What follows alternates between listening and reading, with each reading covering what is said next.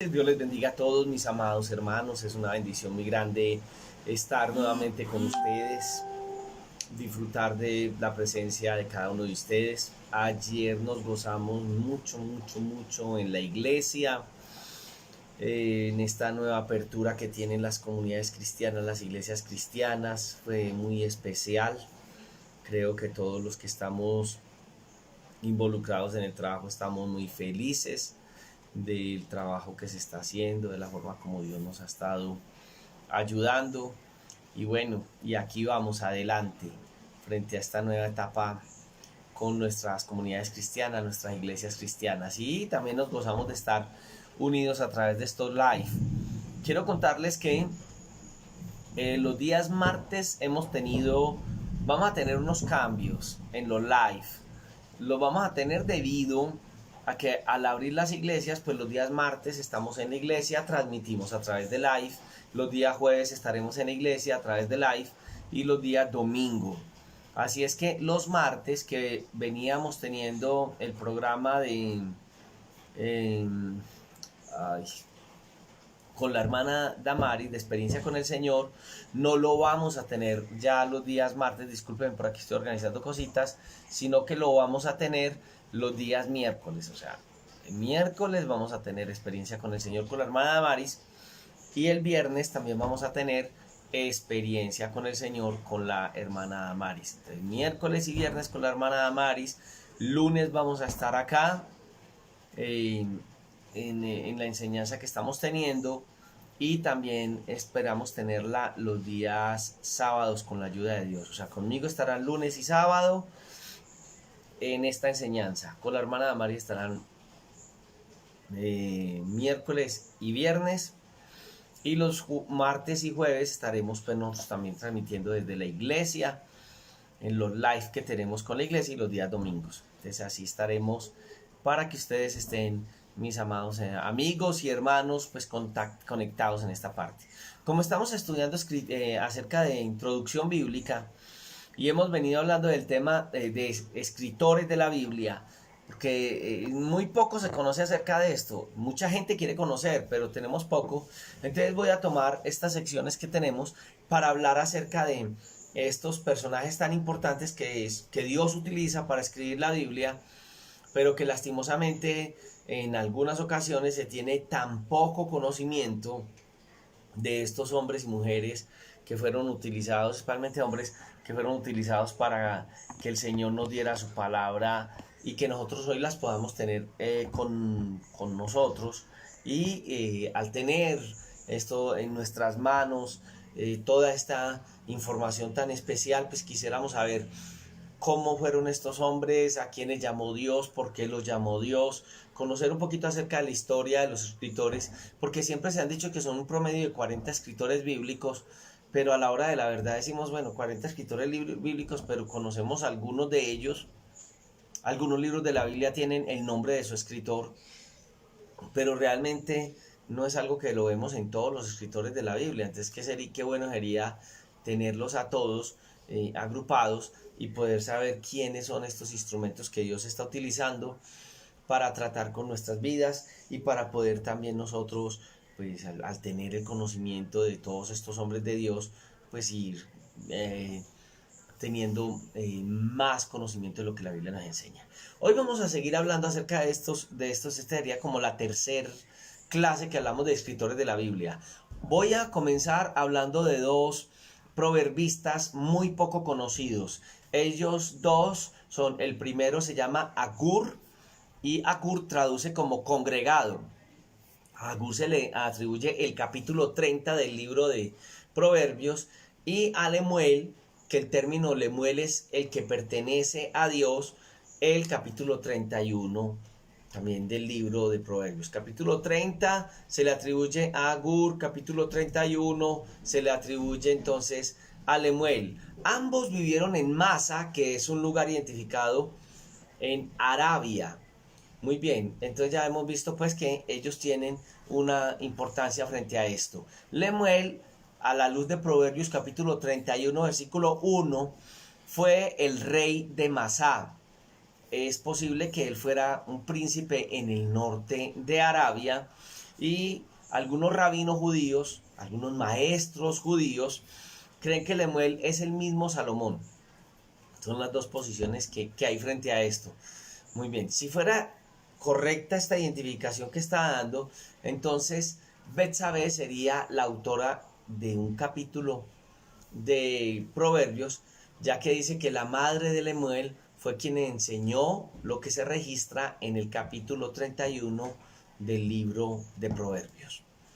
Estos dos personajes no hay mucho conocimiento de ellos dos, solamente lo que la tradición judía nos está enseñando acerca de ellos.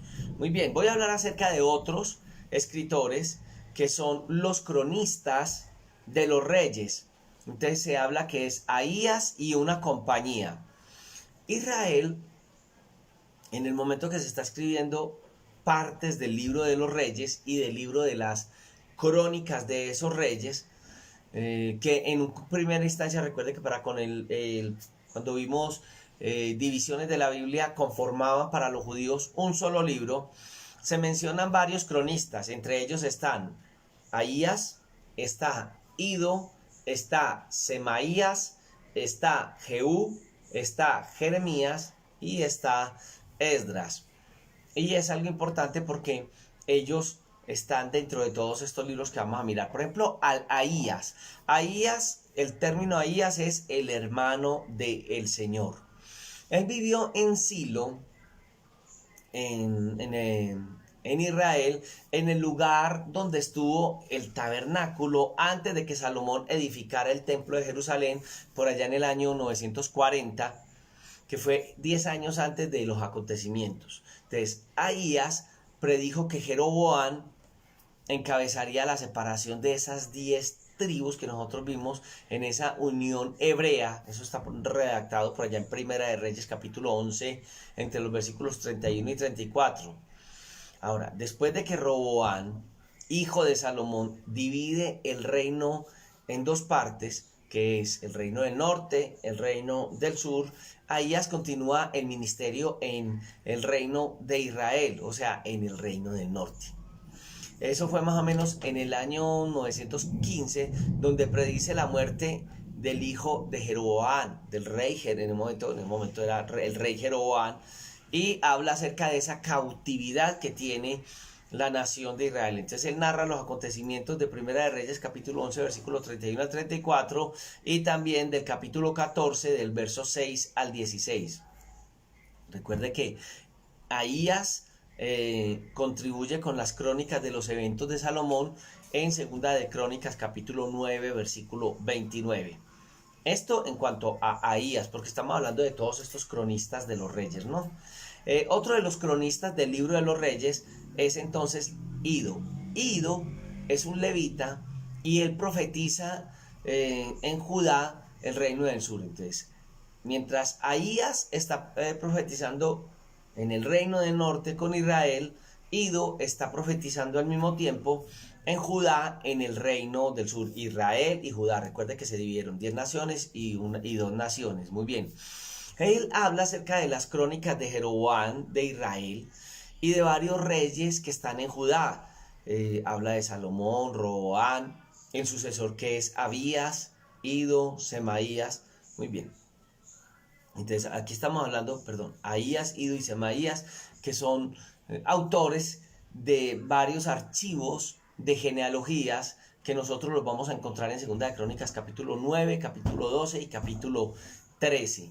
O sea, hablamos de Ahías, estamos hablando en este momento de Ido, y entonces hablemos del que acabamos de mencionar dentro de lo que acabo de hablar del cronista Ido, que profetizó como levita en Judá.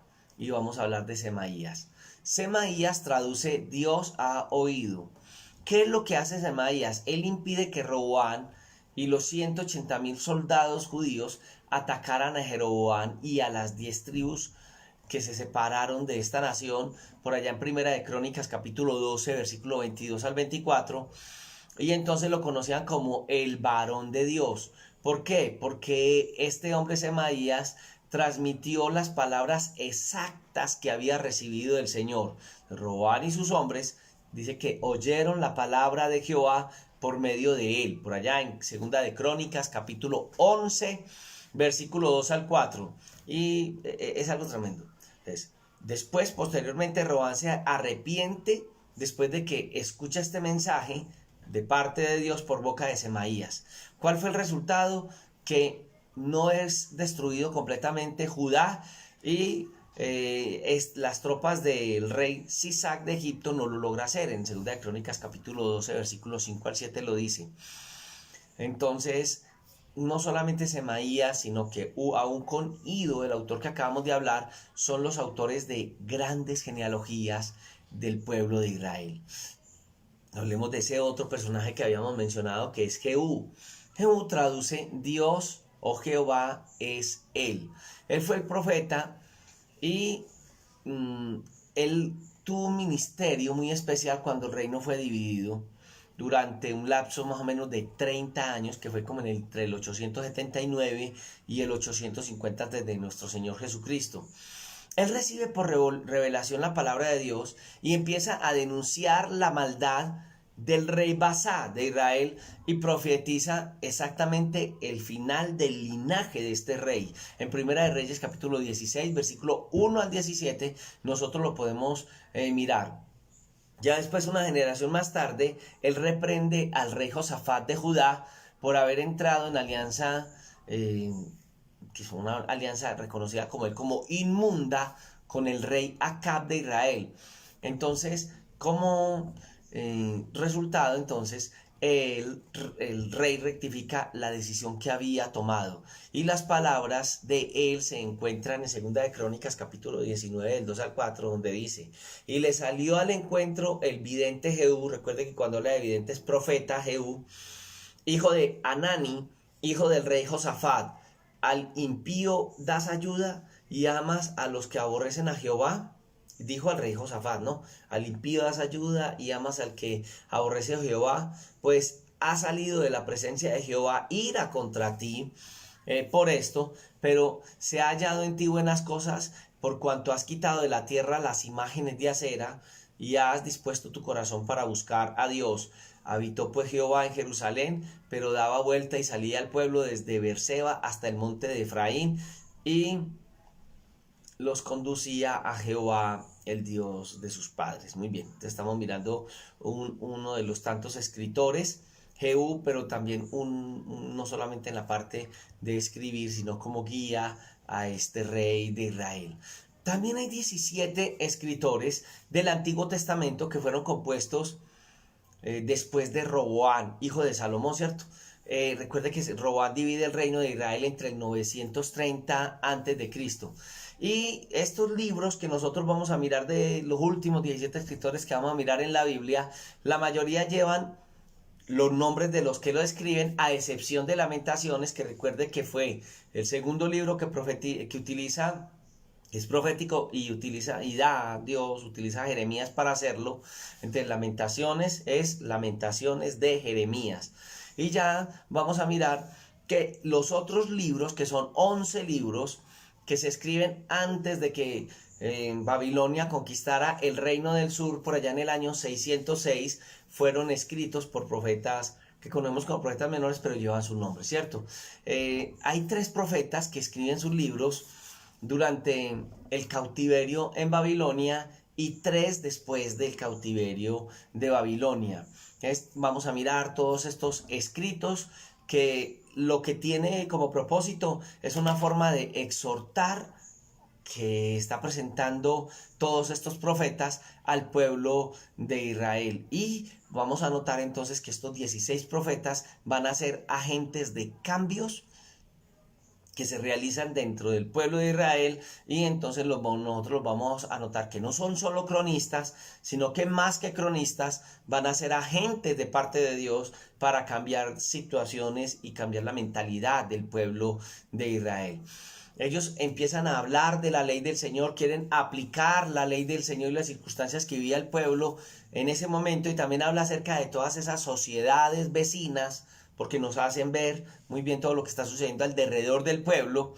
Y entonces están hablando de todos estos, en su narración nos hablan en forma histórica, como unos relatos históricos, y entonces vamos a mirar que todos estos sermones van acompañados de todo lo que estaba sucediendo alrededor del pueblo de Israel, y que lo que ellos querían era que todos estos contemporáneos de estos profetas menores vivieran bajo las normas divinas que habían venido desde la ley, y que entendieran las consecuencias de todo este descuido que el pueblo de Israel había tenido frente a los principios que Dios había dado desde el Antiguo Testamento. Hablemos de Ahías, que es el que da las últimas palabras a Edom. Abdías. Abdías, el nombre, como su nombre lo dice, es el siervo del Señor. Se cree que era plebeyo porque no se habla de los antepasados de él. No va a notar que hay 13 varones del Antiguo Testamento que tienen el mismo nombre, Abdías, y es posible que este profeta haya sido mayordomo del palacio del rey Acab y protector de otros profetas de Dios. En Primera de Reyes, capítulo 18:3, nos da esa inquietud y nos lleva hasta esta posición. Y si esta identificación entonces que estamos mirando es correcta, entonces hay cosas que nosotros entendemos, ¿cierto? Por ejemplo, que vivió en Israel, en el reino del norte, más o menos en el año 930 a.C. Abdías es el que profetiza la destrucción completa de Edom y la nación, que es compuesta por todos los descendientes de Esaú, que es el gemelo de Jacob, y los hijos llegaron a ser 12, que nosotros conocemos, que son las 12 tribus de Israel. La pregunta es, ¿y cuál fue su crimen? Los edomitas habían ayudado a las naciones enemigas que habían atacado al reino de Judá, el reino que ya era conocido como el reino del sur, ¿no?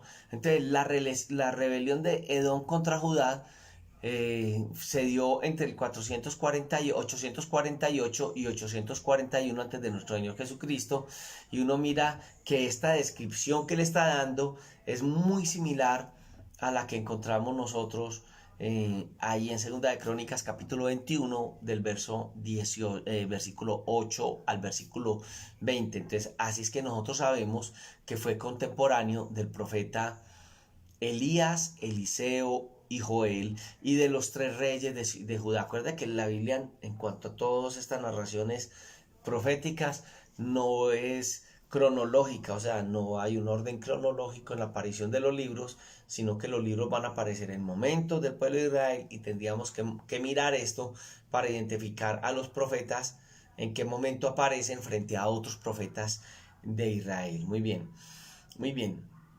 Entonces, él fue contemporáneo de estos 3 profetas, Elías, Eliseo y Joel, y también de 3 reyes de Judá que fueron Amasías, Atatía y Joás. Muy bien. Petra, la capital de Edom, fue construida sobre los acantilados de piedra roja para que ella fuera impenetrable.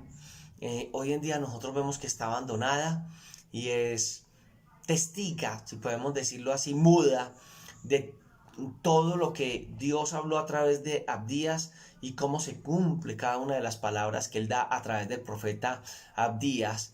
Y uno se da cuenta que por haber escrito solo 21 versículos es el autor del libro más corto del Antiguo Testamento. Abdías, muy bien. Ahora, hablemos de Joel. Joel es conocido como Jehová, el nombre de él significa Jehová es Dios. Él fue sacerdote en Jerusalén, y uno mira que en los 3 capítulos de él hay más de una docena de alusiones a lo que es la casa del Señor.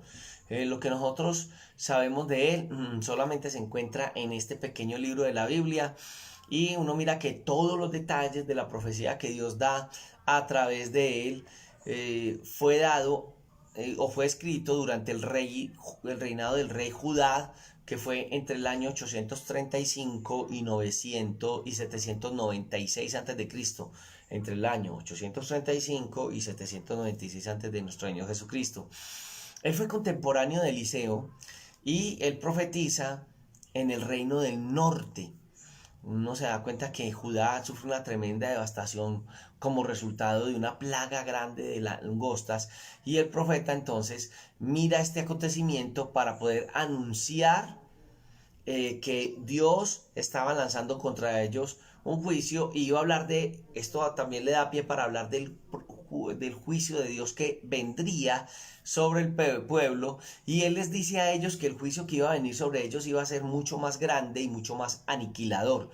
Él quería provocar en el pueblo de Israel el arrepentimiento, y por eso utiliza estas palabras tan fuertes. Entonces uno mira, por ejemplo, en Joel 2, del 12 al 13, que dice: por esto pues, ahora dice Jehová, convertíos a mí con todo vuestro corazón, con ayuno, lloro y lamento, rasgad vuestros corazones y no vuestros vestidos, y convertíos a Jehová vuestro Dios, porque misericordioso es, clemente, tardo para la ira y grande en misericordia, y que se duele del castigo. Tremenda las palabras de Joel, ¿no? Ahí en el capítulo 2. Muy bien, uno se da cuenta que en ningún lugar del Antiguo Testamento se habla de un anuncio de un juicio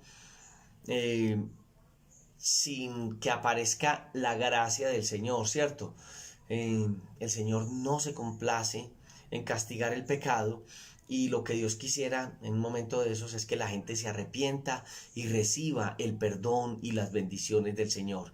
Entonces uno nota que la disciplina en esta parte es dada de una manera muy fuerte, y que también pues Dios habla de la posibilidad de premiar con bendiciones a los que se arrepientan en ese momento, y eso lo dice en Joel capítulo 2 del verso 18 hasta el verso 32.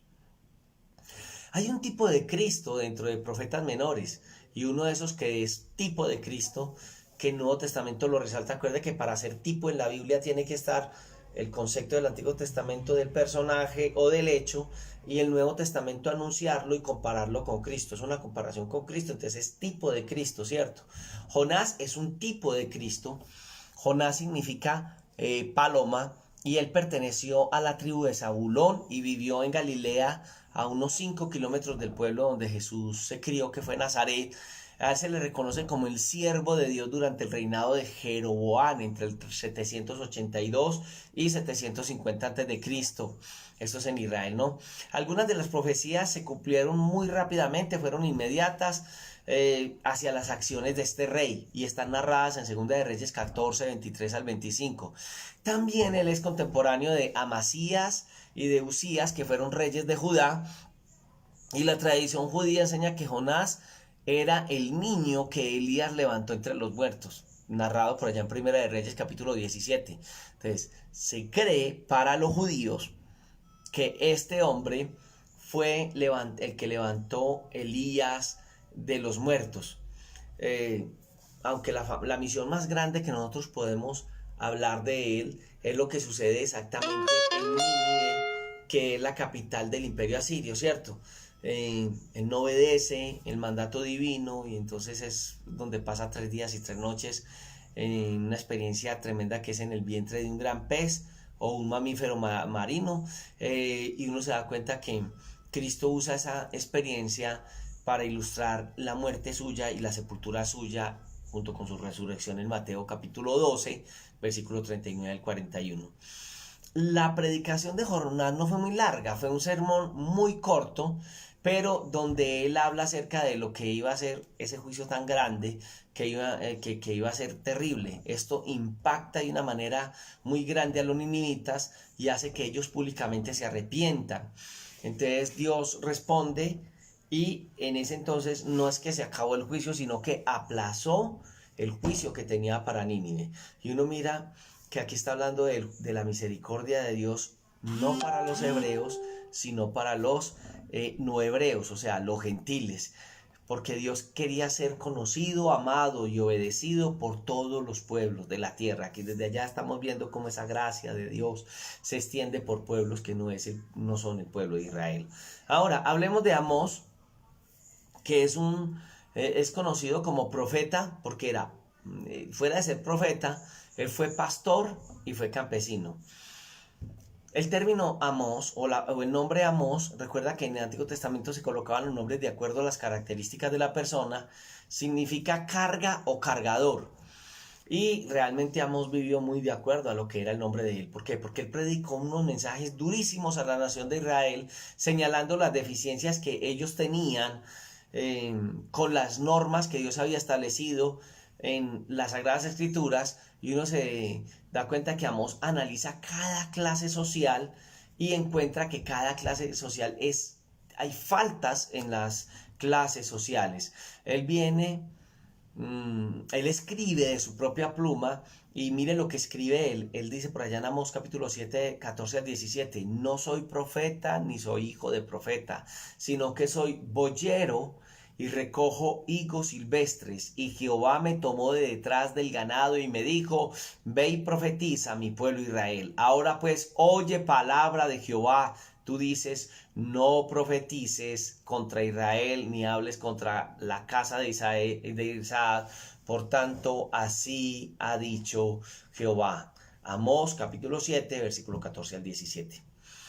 Entonces, él nace en una región rural a 20 kilómetros del sur de Jerusalén, y esto es tremendo porque va a hacer que esas profecías que son frecuentes dadas a través de él por el Señor, empieza a hacer esa comparación entre esas mujeres de la alta sociedad y les llama vacas de Basán, vacas echadas, y la nación de Israel también con un canastillo de frutas, pero de frutas que están podridas en el verano, listas para tirarse a la basura. Sus ilustraciones son muy dadas a alguien que haya vivido en el campo. El ministerio de Amós se realiza durante la época de prosperidad de Israel, que fue entre el 782 y el 739. Las naciones vecinas de Israel estaban en un momento de mucha debilidad, y el mensaje de él, como fue el momento de prosperidad de la nación, es rechazado.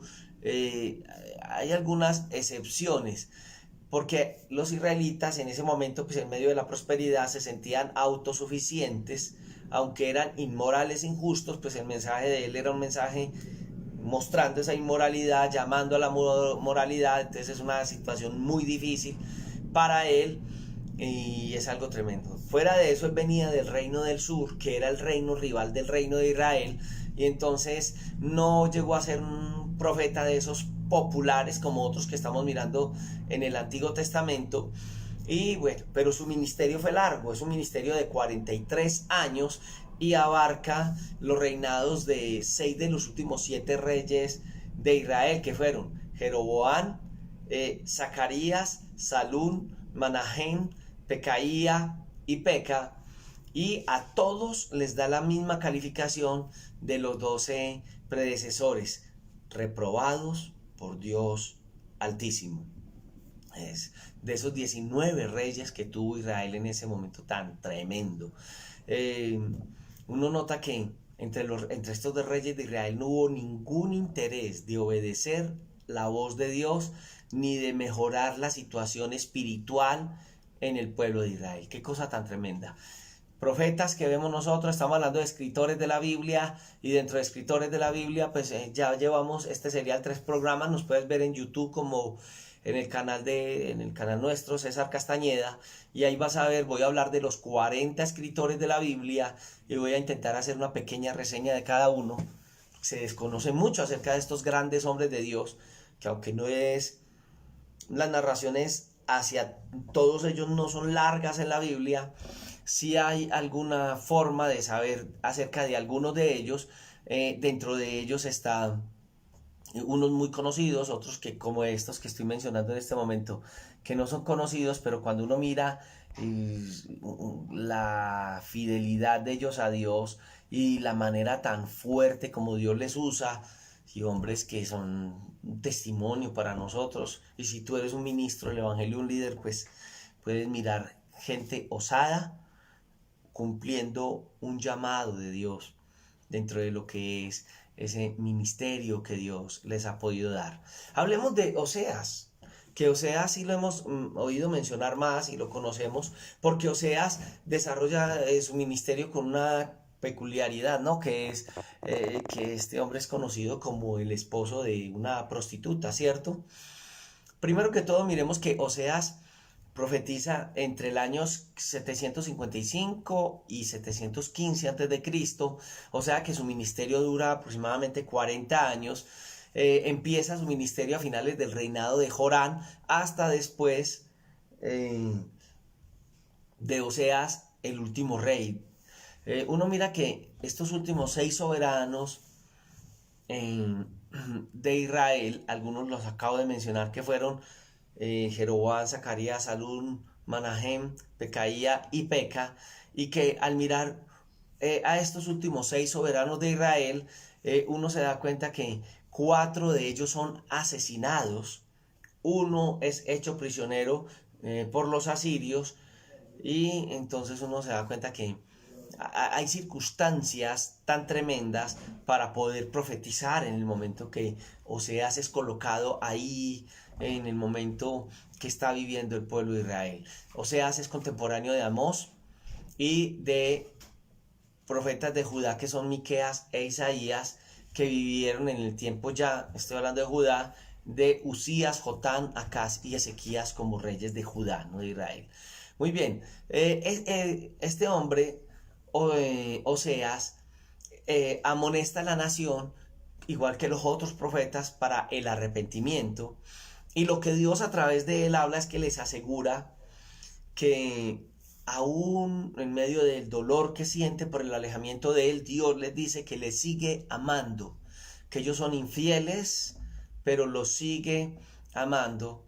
Y es algo tremendo porque Dios ilustra ese amor inquebrantable usando la propia experiencia con esta mujer, esposa de él, que es Gomer, quien lo abandona y en una situación muy tremenda porque él tiene 3 hijos para colocarse ella en una vida disoluta de prostitución.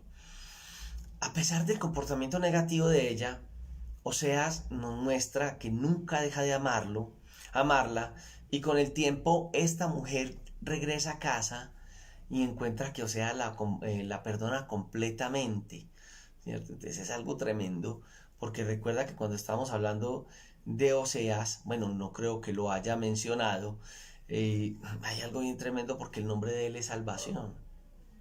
Imagínase lo que representó.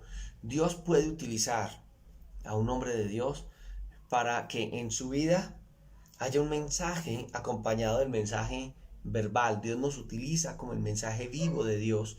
Y cuando vamos al libro de Oseas, algo que nos puede de entrar a mirar esa parte tan especial es que tú y yo somos expresiones de Dios. Creo que San Agustín que en una de sus oraciones decía: yo quiero ser, que mis manos sean tus manos, que mi boca sea tu boca, que mis ojos sean tus ojos, queriendo hablar de esa identidad con Dios, queriendo hablar de esa empatía que nosotros debiésemos tener con Dios. Y al entrar en el libro de Oseas, realmente podríamos llorar, ver la manifestación de amor tan grande, porque algunos nos colocamos en esa posición y no sabríamos, eh, no entendemos el amor tan grande de Oseas, pero es que no es el de Oseas, es el de Dios manifestado en Oseas.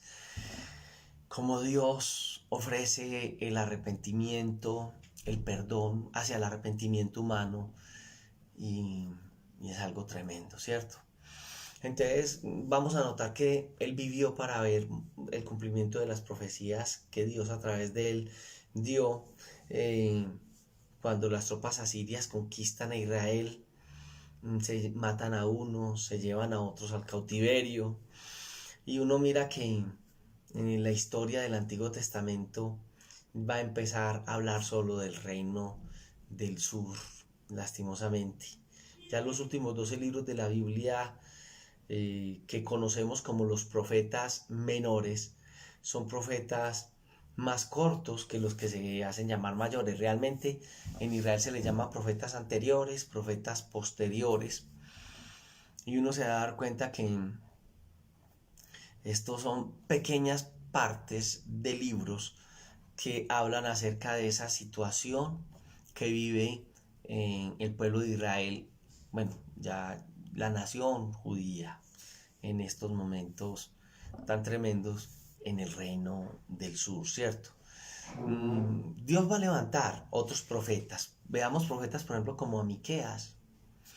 Miqueas es un profeta que le podríamos llamar el profeta campesino, que Dios lo lleva a ministrar a la ciudad, del campo a la ciudad. Y el nombre Miqueas también tiene esa peculiaridad, ¿no? Porque es ¿quién como Jehová? Él fue enviado al reino del sur más o menos entre el año 740 y 690 antes de nuestro Señor Jesucristo. O sea que es contemporáneo de Isaías y Oseas. Estoy hablando de Miqueas. Él fue presentado mientras reinaba en Judá Jotán, Acaz y Ezequías. Él vivió también bajo el mandato de los últimos reyes de Israel y después de la conquista que hace Asiria. Él nace en una aldea de Judea a unos 40 kilómetros al suroeste de Jerusalén, en la frontera con los filisteos. Y al igual que Amós en el norte, él condena cada segmento de la sociedad y señala de una manera muy tremenda esas deficiencias que ellos tenían a nivel moral. Como él venía de raíces campesinas, eso le impulsa a tener mucha compasión por sus contemporáneos, especialmente sus contemporáneos pobres y los contemporáneos que eran oprimidos. Y enseña que lo único que puede cambiar esa sociedad corrupta era que el mismo Mesías se manifestara. Por eso nosotros vamos a encontrar proféticamente la narración de la venida del Mesías, porque él narra más o menos esos 700 años antes del nacimiento de Cristo, cómo vendría el Mesías prometido, por allá en Miqueas capítulo 5, versículo 2, y vaticina también la caída de Samaria, que era la capital de Israel, por allá en el capítulo 1, versículo 6 de su propio libro. Él estaba convencido de que el mensaje venía de parte de Dios. Por eso en Miqueas capítulo 1:1 y en el 3:8 dice: palabra de Jehová que vino a Miqueas de Moseret. Y en el 3:8 dice: mas yo estoy lleno del poder del Espíritu del Señor y de juicio y de fuerza, para denunciar a Jacob su rebelión y a Israel su pecado. Tremenda la forma como Dios utiliza a profetas como Miqueas. Hay otro profeta que aparece 700 años antes de Cristo, entre el 740 y 680 antes del Señor Jesucristo, que es ya muy conocido, Isaías, que lo conocemos como el profeta de fuego. Si nosotros entramos a analizar todo el libro, que es muy extenso, y vamos a mirar ese vocabulario que utiliza Isaías y ese estilo poético pulido, podríamos decirlo así, sí, poético pulido, podemos decir que fue un hombre educado, de una familia judía de abolengo, y pasa gran parte de su ministerio entre la realeza de Jerusalén. Él se casa con una mujer profetisa y con ella tiene mínimo 2 hijos. Él se codió con 5 reyes de Israel, que fueron Usías, Jotán, Acaz, Ezequías y Manasés. Todo el ministerio de Isaías, que fue largo, abarca 60 años de historia de Israel, abarca entre el 740 y el 680 a.C. Él es contemporáneo de Miqueas y de Oseas, y él está en el reino del norte, y cuando está ahí, el reino del norte es conquistado y llevado cautivo hasta Asiria. El ministerio más largo que ha tenido un profeta de Israel, entonces, es el ministerio de Isaías.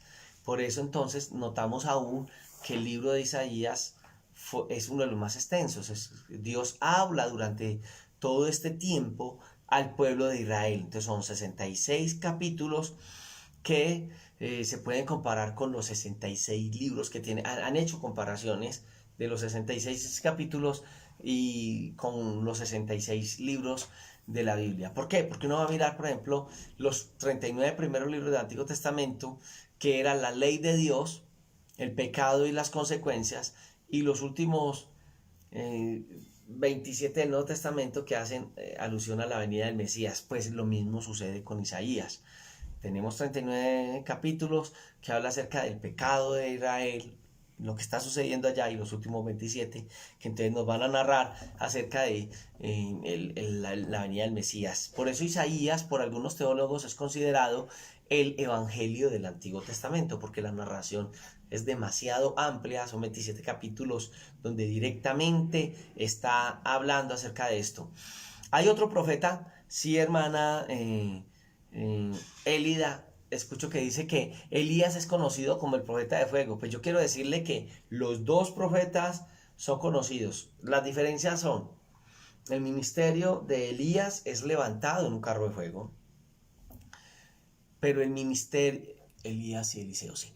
Y el ministerio de Isaías no es conocido por esa manifestación de Dios en esa área, sino porque la forma de hablar de él es muy candente, muy fuerte, y por eso es conocido Isaías como el profeta de fuego. Entonces los dos tienen dos connotaciones con el fuego, pero el uno es por la manifestación de Dios hacia, también fue un ministerio muy fuerte en el antiguo, fuerte, no puede ser en el Antiguo Testamento, porque estamos notando que todos estos profetas tienen un acercamiento en los reinos donde ellos estuvieron. Uno se da cuenta, por ejemplo, que en el Antiguo Testamento hay 306 profecías mesiánicas, y gran parte de ellas se están encontrando en el libro de Isaías. 360 profecías, y vamos a mirar que la mayoría están en Isaías.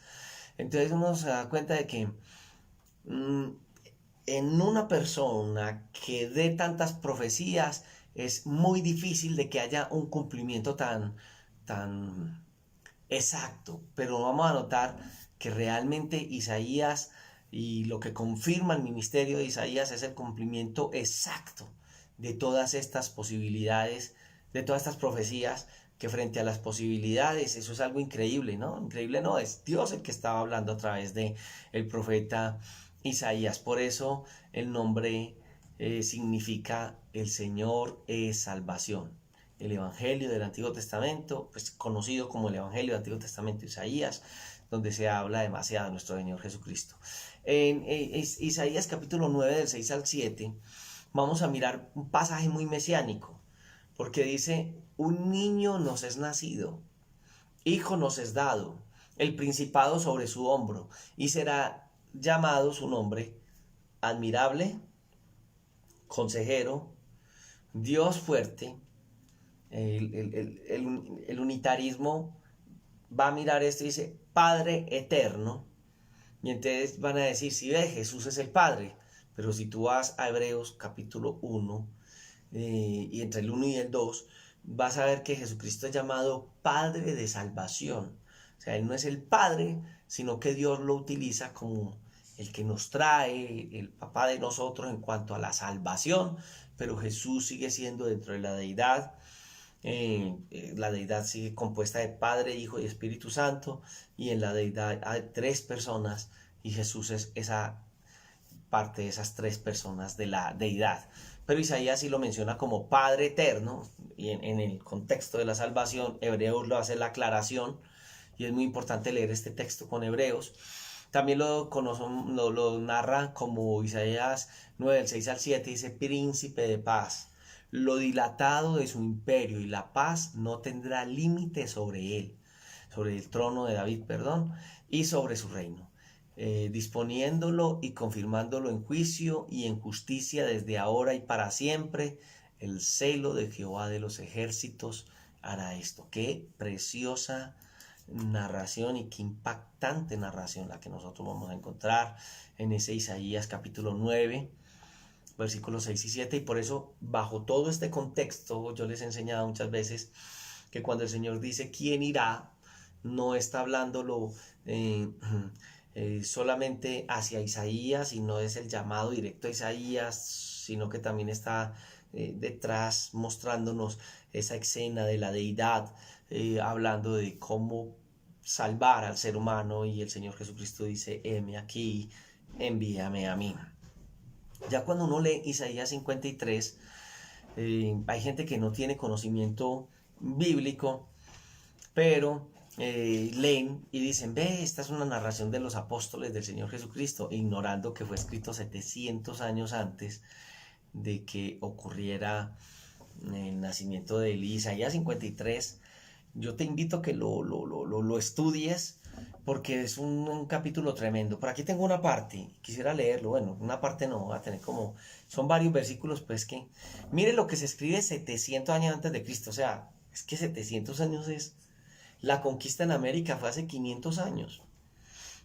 Y fue 700 años antes de nuestro Señor Jesucristo que Isaías hace esta narración. Colócate en este marco. 700 años, y al escuchar a Isaías, ¿qué te imaginas? Dice: ¿quién ha creído a nuestro anuncio? ¿Y sobre quién se ha manifestado el brazo del Señor? Subirá cual renuevo delante de él, y como, bueno, estoy leyendo antigua versión, y como rafe de tierra seca, no hay parecer en él, ni hermosura. Le veremos sin atractivo para que le deseemos, despreciado y desechado entre los hombres, varón de dolores, experimentado en quebranto, y como que escondimos de él el rostro, fue menospreciado y no lo estimamos. Ciertamente llevó él nuestras enfermedades y sufrió nuestros dolores, y nosotros le tuvimos por azotado, por herido de Dios y abatido. Y dice: mas el herido fue por nuestras rebeliones, molido por nuestros pecados, el castigo de nuestra paz fue sobre él, y por su llaga, porque su cuerpo fue una llaga, no fueron llagas, todas esas llagas forman una llaga. Y dice: y por su llaga fuimos nosotros curados. Todos nosotros nos descarriamos como oveja, cada cual se apartó por su camino, mas Jehová cargó en él el pecado de todos nosotros. Angustiado él y afligido, no abrió su boca, como cordero fue llevado al matadero, y como oveja delante de sus trasquiladores enmudeció y no abrió su boca. Por cárcel y por juicio fue quitado, y su generación, ¿quién la contará? Porque fue cortado de la tierra de los vivientes, y por la rebelión de mi pueblo fue herido. Y se dispuso con los impíos su sepultura, mas con los ricos fue en su muerte. Aunque nunca hizo maldad, ni hubo engaño en su boca, con todo eso Jehová quiso quebrantarlo, sujetándole a padecimiento. Cuando haya puesto su vida, y la voluntad de Jehová será en su mano prosperada. Verá el fruto de la aflicción de su alma y quedará satisfecho. Por conocimiento y justicia mi siervo justo a muchos, y llevará las iniquidades de ellos. Por tanto yo le daré parte con los grandes, y con los fuertes repartirá despojos, por cuanto derramó su vida hasta la muerte y fue contado con los pecadores, habiendo, él llevado el pecado de muchos y orado por sus transgresiones. Esto nos está mostrando tremenda a nuestro Señor Jesucristo. Es una descripción clarísima de quién fue Jesús. Un hombre con tantos años atrás, escribir esto tuvo que haber sido solamente una revelación divina dada a Isaías. Dice el Talmud que Isaías sufrió el martirio y fue aserrado en dos por mandato de un rey malvado que fue el rey Manasés. Y hay algo de esto en Hebreos capítulo 11, versículo 37. Escritores de la Biblia, personajes tremendos que hemos oído hablar de ellos, algunos, otros no. Hoy hemos mencionado algunos que no, cierto, los primeros que mencionamos, pero qué grandeza la de Dios en ellos. No voy a decir qué grandeza la de ellos, creo que es la de Dios en ellos, y cómo el plan de Dios se cumple a cabalidad a través de estos hombres de Dios. Voy a hablar de Nahum, que fue seguidor de Jonás.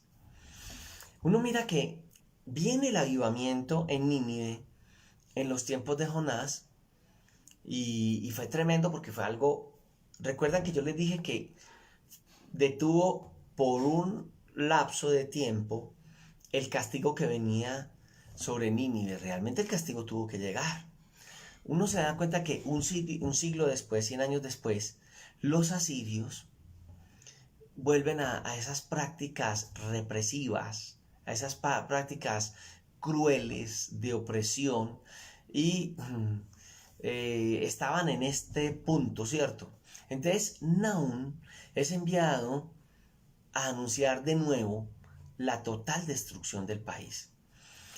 A pesar de que Nínive, siendo la capital de Asiria, estaba como una ciudad grande, era una ciudad muy fortificada, eh, y aparentemente era inexpugnable, porque estaban esos fosos antes de llegar a la ciudad, el río alrededor, muros, torres altas. Entonces empiezan aún a profetizar, y lo tremendo es que al igual que, no, que hemos notado con los profetas, estos profetas de Dios, lo hace exactamente y habla cómo sería exactamente arrasada, por una combinación entre lo que es fuego e inundaciones. Entonces Dios utiliza a Asiria, y en un momento determinado recuerda que había utilizado a Asiria, perdón, para juzgar a Israel. Ahora Asiria, que había sido tan cruel contra Israel y que ya las profecías de profetas que hablaron al mismo Israel hablaban de cómo Dios castigaría al mismo Asiria, es Asiria, que fue un medio para juzgar a Israel, va a ser castigada por Babilonia. En el 612 se desborda el río Tigris y causa que parte del muro de esta ciudad se derrumbara, y los ejércitos entonces babilonios entran e incendian a la ciudad. Nahum nos profetiza que la ciudad quedaría sepultada y encerrada. Eso lo dijo por allá en Nahum capítulo 3, el versículo 11. Entonces, Nínive queda totalmente arrasada y los restos no se descubren sino hasta el año 1842 después de nuestro Señor Jesucristo, porque quedó totalmente enterrada. El nombre Nínive, que significa consuelo, indica que Judá recibe ánimo cuando desaparece Nínive, porque ha sido muy maltratada por ellos. Y entonces es algo especial para ellos el saber esta parte. Muy bien. Entonces uno mira que el ministerio, volviendo a Nahum, al ministerio de Nahum, que habla acerca de Nínive en Asiria, abarca un periodo que va entre el 661 al 612, antes de nuestro Señor Jesucristo. Él estuvo al frente profetizando durante los últimos 4 reyes asirios, y también profetiza mientras estaban profetizando algunos profetas sobre Judá, que fueron Sofonías, Jeremías y Habacuc. Este hombre era nativo de una parte al suroeste de Judá, y durante la vida de este hombre uno nota varias cosas, ¿cierto? Él empieza a mirar cómo es el gobierno y el comportamiento malvado de 2 reyes que nosotros vamos a mirar dentro del pueblo del Señor, que fue Manasés y Amón, y también le toca experimentar el avivamiento espiritual que se vivió bajo el reinado del rey Josías dentro del pueblo de Israel. Bueno, vamos a mirar si tengo tiempecito. Voy a hablar de uno de los profetas pequeños, Sofonías. Sofonías es conocido como el animador. Sofonías era tataranieto de Ezequías. Acuérdese que Ezequías fue un buen rey y que ejerce el ministerio no en Israel sino en Judá durante el reinado, por allá entre el año 630 y el año 625. Nosotros también vamos a mirar que este es contemporáneo de Nahum y de Jeremías, y es el único profeta que vemos que es de ascendencia real y que vive en Jerusalén. y él lo llama este lugar. Y lo dice también el libro en Sofonías capítulo 1, versículo 1 y versículo 4. Sofonías significa escondido por Jehová. Y uno va a mirar que en la persecución de Manasés, Dios lo guarda de una manera especial, o sea que su nombre es dado y tiene esa connotación. Es un hombre que en un momento muy necesario, los hebreos necesitan escuchar unas palabras que les levante, que les anime. Y este hombre es utilizado por Dios para que el pueblo escuche esas palabras tan especiales en esa persecución tan bravas mientras el reinado de Manasés. Entonces ellos reciben y escuchan las palabras de este hombre y cuando es destruido Jerusalén, pero también en el momento en que ellos son exiliados hacia Babilonia. Escuche las palabras que él puede dar y por eso es conocido como el animador. Jehová está en medio de ti. En medio de una situación de esas, las palabras de Sofonías son: Jehová está en medio de ti, poderoso. Él salvará, se gozará sobre ti con alegría, callará de amor, se regocijará sobre ti con cánticos. Y más adelante dice, el verso 4, en aquel tiempo yo os traeré, en aquel tiempo os reuniré yo, pues os pondré para renombre y para alabanza entre todos los pueblos de la tierra, cuando levante vuestro cautiverio delante de vuestros ojos, dice Jehová. Qué palabras tan especiales en un momento tan significativo para el pueblo de Israel.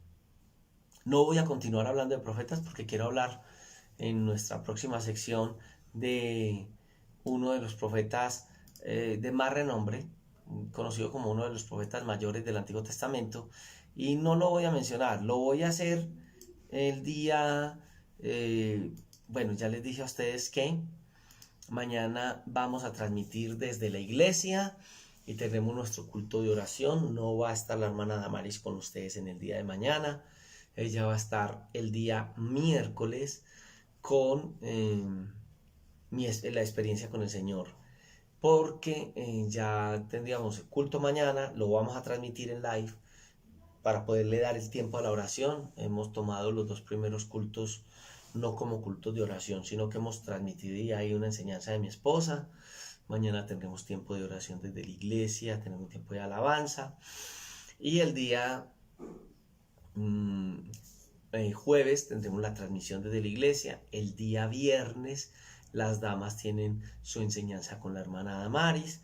Y el día sábado volveré a retomar los sábados por ahora para terminar mi introducción a la Biblia, que nos falta mucho. Yo quiero hablar, no, los temas que tengo para dar como introducción a la Biblia, pues ya hemos visto algunos temas.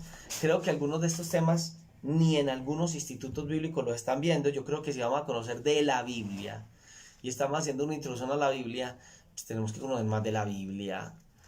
Entonces, al hablar de los temas de introducción a la Biblia, hemos hablado de inspiración de la Biblia, hemos hablado de los escritores. Bueno, hemos hablado primero de lo que fue inspiración de la Biblia. Entonces estuvimos hablando acerca de cómo es la revelación, ¿cierto? Estuvimos hablando acerca de la inerrancia bíblica, pero también entonces hemos visto cómo fue inspirada la Biblia. Vimos también, estamos viendo escritores de la Biblia, vimos el canon de las Sagradas Escrituras, pero yo quiero también que nosotros veamos acerca de lo que sucedió con el pueblo de Israel, la historia entre el Antiguo y el Nuevo Testamento, que es conocido como el túnel del silencio. Vamos a ver acerca de cómo fue compilada la Biblia, porque es un tema también que se ignora mucho. Entonces algunos dicen, ay, ¿cuál es la verdad? ¿Cómo son las Biblias? Entonces vamos a ver primero cómo fue compilada, después vamos a mirar qué versiones de la Biblia han existido. Algunos dicen, ¿cuál es la verdadera Biblia? ¿O cuál es la Biblia mejor? ¿O cuál es la más vieja? O no sé qué. Entonces vamos a mirar todo acerca de cómo fue compilada la Biblia, las versiones, las traducciones de la Biblia. Vamos a mirar cómo fueron los primeros escritos, si existen o no los escritos originales, porque algunos dicen esto está en el original y algunos decimos no está en el original, güey, venga, ¿cómo que no está en el original? Entonces, ¿cuál es el original?